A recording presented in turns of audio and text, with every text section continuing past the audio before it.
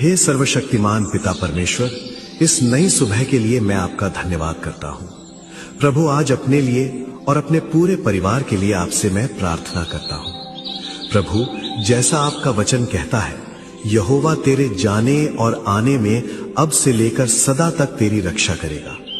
इसलिए प्रभु, आज जब मैं या मेरा परिवार घर से बाहर जाए या कहीं भी आए जाए, आप स्वयं हम सब की रक्षा कीजिए। हमारे काम काज पर अपनी आशीष दीजिए प्रभु। मेहनत व्यर्थ न जाए और हर कार्य में सफलता दीजिए। जहां खतरा हो वहां आप हम सब की ढाल बनिए। जहां डर हो वहां आप हम सब की हिम्मत बनिए प्रभु।